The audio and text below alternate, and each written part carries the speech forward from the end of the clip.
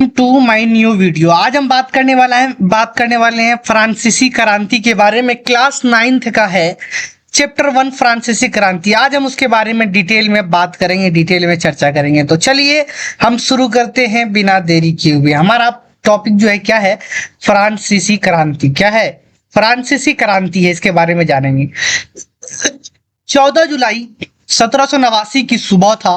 Paris नगर में आतंक का माहौल था। पेरिस नगर है, एक फ्रांस की राजधानी है पेरिस। तो वहां पर जो है आतंक का माहौल था।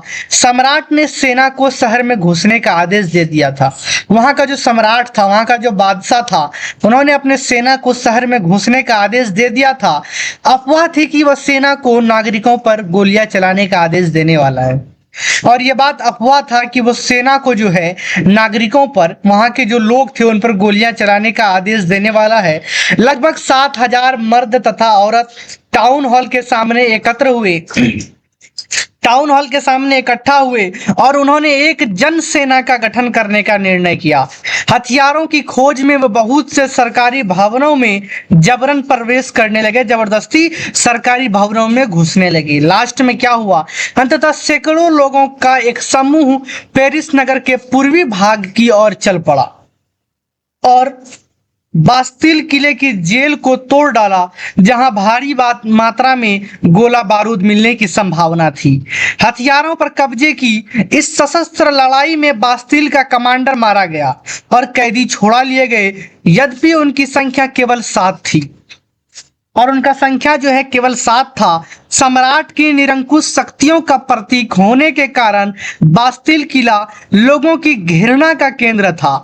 इसलिए किले को ढा दिया गया और उसके अवशेष बाजार में उन लोगों को बेच दिए गए जो इस ध्वंस को बतौर स्मृति चिन्ह संयोजना चाहते थे।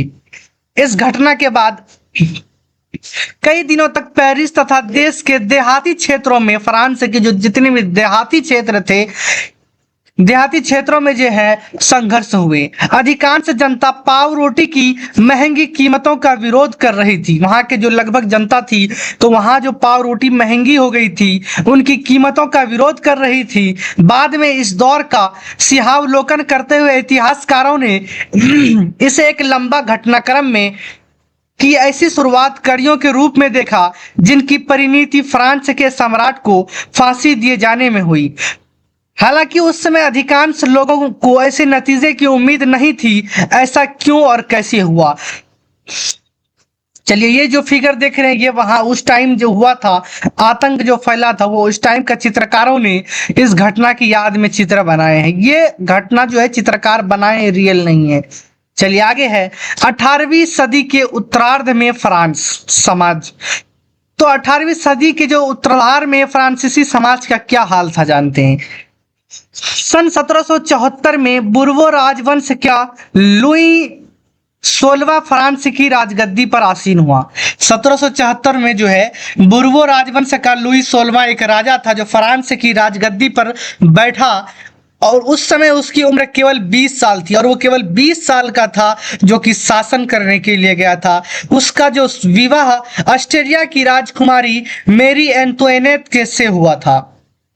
राज्यारोहण के समय उसने राजकोष खाली पाया। लंबे समय तक चले युद्धों के कारण फ्रांस के वित्तीय संसाधन नष्ट हो चुके थे, बर्बाद हो चुके थे। वर्साई के विशाल महल और राज दरबार की शान और शौकत बनाए रखने की फिजूल खर्ची का बोझ अलग से था। लुई 16वां के शासनकाल में फ्रांस ने अमेरिका के 13 उपनिवेशों को साझा शत्रु ब्रिटेन से आजाद कराने में सहायता दी थी। इस युद्ध के चलते फ्रांस पर 10 अरब लिरवे से भी अधिक का कर्ज और जुड़ गया, जबकि उस पर पहले से ही 2 अरब का बोझ जो है चढ़ा हुआ था। सरकार से कर्जदाता अब 10% ब्याज की मांग करने लगे। वहां के जो सरकार थे फ्रांस के, जिससे वो कर्ज लिए थे, तो उनके कर्ज जो देने वाले थे वो 10% ब्याज की मांग करने लगे। उसके बाद फ्रांसीसी सरकार अपने बजट का बहुत बड़ा हिस्सा दिनों दिन बढ़ते जा रहे कर्ज को चुकाने पर मजबूर थी। अपने नियमित खर्चा जैसे सेना के रखरखाव, राज दरबार, सरकारी कार्यालयों या विश्वविद्यालयों को चलाने के लिए फ्रांसीसी सरकार करों में वृद्धि के लिए बाध्य हो गई। पर यह कदम भी नाकाफी था। 18वीं सदी में फ्रांसीसी समाज 3 स्टेट्स में बटा था और केवल तीसरे स्टेट के लोग जनसाधारण ही कर अदा करते थे। वो जो कर्ज था तो वहां के तीसरे स्टेट के लोग उन कर को अदा करते थे। चलिए देखते हैं।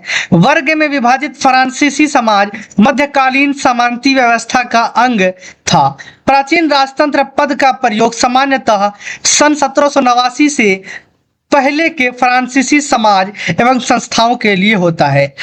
ये साइड वाला बॉक्स से पढ़ लेते हैं। प्रथम स्टेट जो था वो पादरी वर्ग था, द्वितीय स्टेट कुलीन वर्ग था और तृतीय स्टेट जो है जो कर भरा करते थे, कर जमा करते थे, उसमें बड़े व्यवसायी, व्यापार, अदालती कर्मचारी, वकील और भी कई लोग आते थे। किसान और कारीगर आते थे। छोटे किसान, भूमिहीन मजदूर, नौकर आते थे। तो चलिए आगे है। चित्र 2 फ्रांसीसी समाज की वर्ग व्यवस्था को दर्शाता है। अभी जो हमने देखा ये चित्र 2, तो ये जो है समाज की वर्ग व्यवस्था को दर्शाता है। पूरी आबादी में लगभग 90% जो है किसान थे। फ्रांस में जो है लगभग जितनी भी आबादी थी उसका 90% जो है वो क्या थे, किसान थे। लेकिन जमीन के मालिक किसानों की संख्या बहुत कम थी। लगभग 60% जमीन पर कुलीनों, चर्च और तीसरे स्टेट के अमीर का अधिकार था। प्रथम 2 स्टेट्स कुलीन वर्ग एवं पादरी वर्ग के लोगों को कुछ विशेष अधिकार जन्मना प्राप्त थी। इनमें से सबसे महत्वपूर्ण विशेषाधिकार था राज्य को दिए जाने वाला करों से छूट। कुलीन वर्ग को कुछ अन्य सामंती विशेषाधिकार भी हासिल थे। वह किसानों से सामंती कर वसूल करता था। किसान अपने स्वामी की सेवा, स्वामी के घर एवं खेतों में काम करना, सैन्य सेवाएं देना अथवा सड़कों के निर्माण में सहयोग आदि करने के लिए बाध्य थे। चलिए आगे है। चर्च भी किसानों से करों का एक हिस्सा टाइड, धार्मिक कर के रूप में वसूलता था। ऊपर से तीसरे स्टेट के तमाम लोगों को सरकार को तो कर चुकाना ही होता था। इन करों में टाइल, प्रत्यक्ष कर और अनेक प्रत्यक्ष कर शामिल थे। अप्रत्यक्ष कर नमक और तंबाकू जैसी रोजाना उपभोग की वस्तुएं पर लगाया जाता था। इस प्रकार राज्य के वित्तीय कामकाज को सारा बोझ करों के माध्यम से जनता वहन करती थी।